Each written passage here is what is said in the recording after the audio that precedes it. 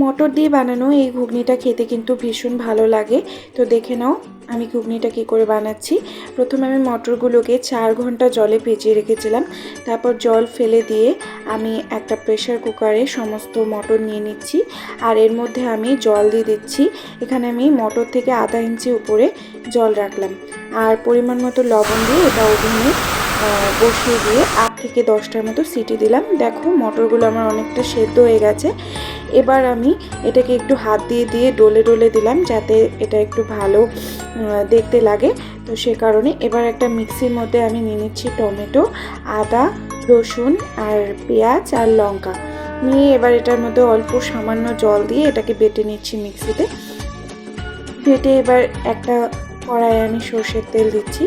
সর্ষের তেল দিয়ে এর মধ্যে ছোট ছোট করে টুকরো করা আলু দিয়ে দিচ্ছি। আলুগুলো একটু লাল লাল ভাজা হয়ে গেলে এর মধ্যে গোটা জিরে দিয়ে দিচ্ছি ফোড়ন, আর দিয়ে দিচ্ছি বেটে রাখা মশলাটা। এবার নেড়ে চেড়ে মশলা থেকে পুরো জলটা শুকিয়ে গেলে এর মধ্যে পুরো মশলা দিয়ে দেবো। হলুদ, জিরে, গরম মশলা, কাশ্মীরি লঙ্কা গুঁড়ো, ঝাল লঙ্কা গুঁড়ো এসব দিয়ে দিলাম। দিয়ে এবার নেড়ে চেড়ে এর মধ্যে সামান্য একটু জল দিয়ে দিলাম।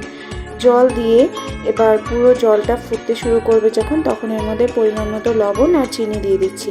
দিয়ে মিশিয়ে দিয়ে এটাকে পুরো জলটা শুকিয়ে ফেললাম। ফেলে এর মধ্যে আমি দিয়ে দিলাম সেদ্ধ করে রাখা মটরগুলো দিয়ে মিশিয়ে নিলাম। তারপরে এটাকে আমি বেশি করে একটু জল দিয়ে দিলাম যাতে আলুগুলো সেদ্ধ হয়ে যায় ভালো মতো।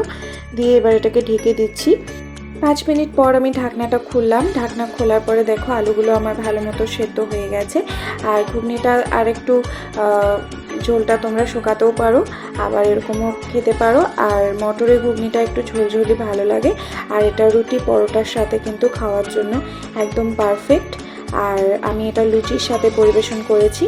দেখো কতটা সুন্দর হয়েছে এটা দেখতে, আর খেতে কিন্তু দারুণ সুস্বাদু। তোমরাও বাড়িতে ট্রাই করে দেখতে পারো।